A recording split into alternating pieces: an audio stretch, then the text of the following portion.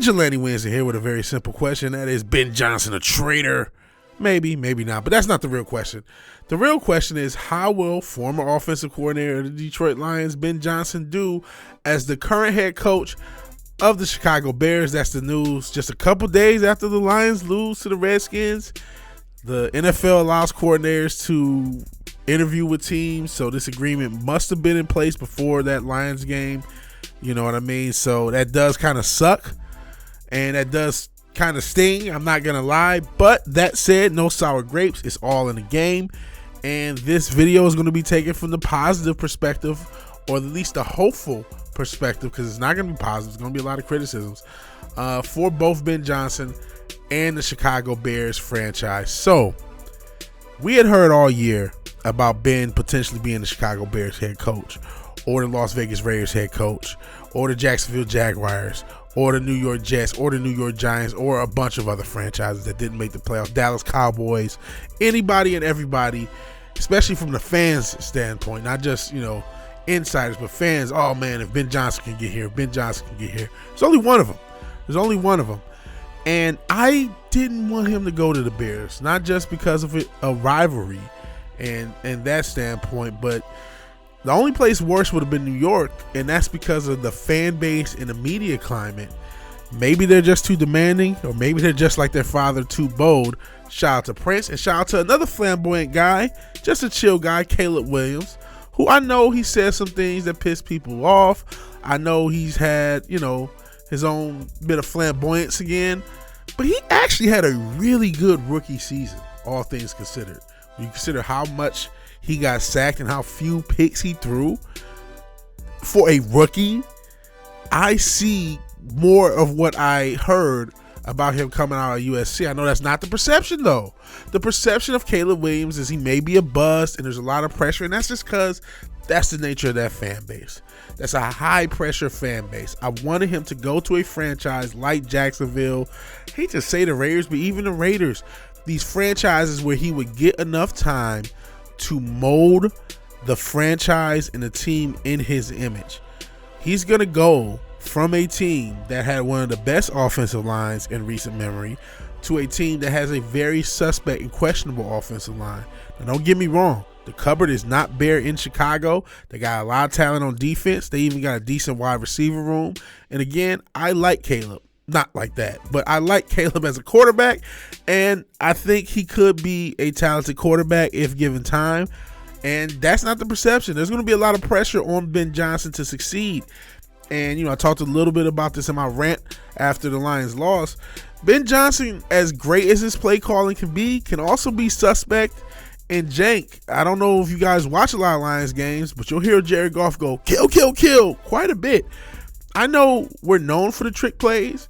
Ben Johnson calls way more of those trick plays than we run. Jared Goff kills a lot of them on the line. You might see 1 to 2 trick plays a game. He's calling 5 to 7. And so I say that to say this. What are you going to do when you're, 2-7 and Ben Johnson's called 8 crazy trick plays that resulted in 2 different turnovers, and it's the middle of the season? The Chicago Bears fan base is not going to be happy with you. They're going to be yelling at you. They're going to be screaming at you.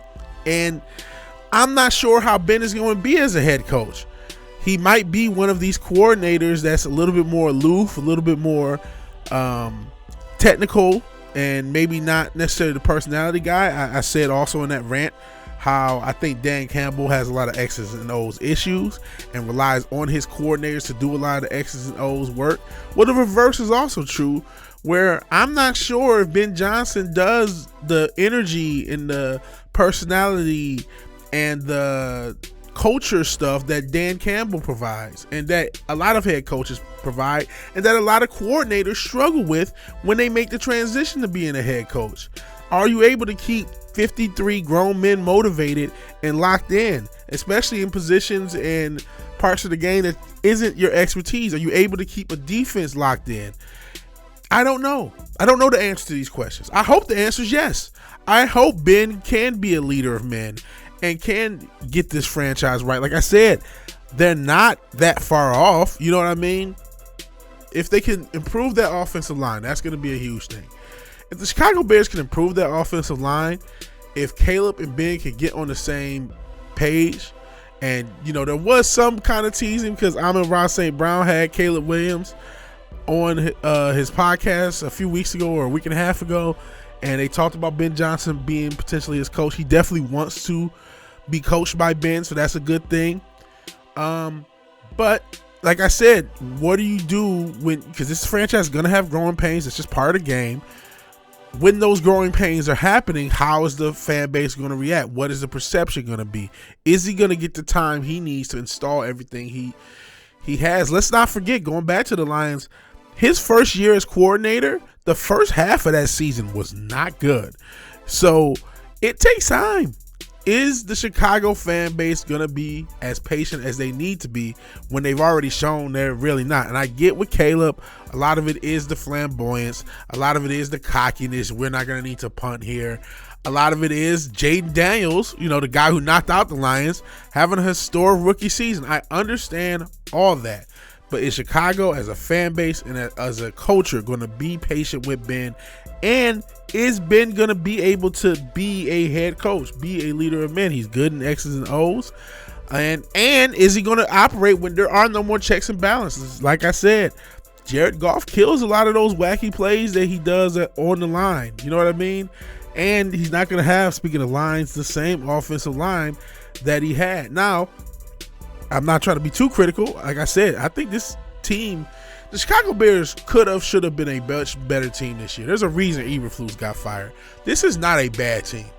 If not for the Redskins' Hail Mary at the end of the game, they would have been 5-2 and almost had a winning record the first half. Basically, the winning record the first half, but obviously lost that game and never really recovered. So good to see that we're not the only franchise, the Redskins. I keep calling the Redskins the Commanders. I'm trying to be respectful, even though, like I said, I'm part Native American, but that's neither here nor there. The Washington football team has put a lot of people on notice, so they definitely impacted the Bears season. The Bears had a good team this year. They lost a lot of close games this year. They are not that far off, but it's going to take time to install what Ben wants to do. Ben is going to have to transition from being a coordinator where he may be allowed to be a little bit more aloof and analytical, where he needs to have more personality and be able to reach and connect with people and do all the culture and motivational things that maybe is not his strong suit. Is he going to be able to do that stuff? How is he going to be at hiring coordinators? He got to make sure he hires pretty good coordinators, especially, that defense has something to it. You want to do something with that defense, and they really need to overhaul the offensive line. You can't run all those crazy trick plays with this offensive line. You really need to overhaul it. There's a reason they've had 2 quarterbacks amongst the most sacked over the past few years. Probably more than that if you add Mitch Trubisky when he was the quarterback. But these are all my thoughts. I wish Ben the best. No sour grapes. It's all in the game. It actually makes it funner for when rivalry games and when divisional games happen. I'll probably call him a traitor then. But I don't think he's a traitor.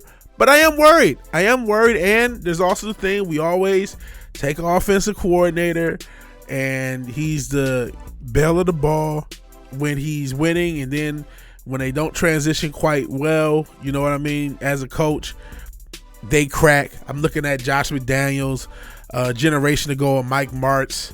I mentioned him in my rant. But then there's also the Sean McVay, who he was a guy who was an offensive darling, and he was able to get it together and get 2 Super Bowl runs. Kyle Shanahan has been in the Super Bowl. He was an offensive darling. Mike McDonald for Miami, I guess it's still in progress. First year, everybody was all love. This year, maybe not so much. So it's hit or miss. We'll see how he works. He's the new offensive darling of the league. We'll see how his play calling works. His play calling in crunch time, I criticized it rightfully, not just this recent game, but last year where we are up and you have 2 of the best running backs in the league and you don't run the ball that much the second half even though you were up. There's a lot to wonder and question about Ben Johnson as a, crunch time coordinator, and how, to me, those were trial moments as a head coach, and he didn't do so well. So I don't know. I want Ben to do well. I think he's a bright guy. I know I've been very critical, but that's just how I am. That's just how I am. I'm being critical and analytical for the betterment of both. I think if the Chicago fan base can just fucking be patient. Be patient. If you can just be patient, you can get good results. Maybe they do happen in year one. Like I said, the cupboard's not bare. But if they don't, be patient. If you have it where you're 3-4 or 1-5 or some shit, and you have a crazy ending to a game, it's okay, because those growing pains are what it takes to get better. And hopefully you do get better. Hopefully this is a great rivalry between the Lions and the Bears going forward. Like I said, I kind of wanted Ben to be in the lower pressure franchise, but it's not to be. We'll see what it is. All right, I'll talk to you guys later. Peace.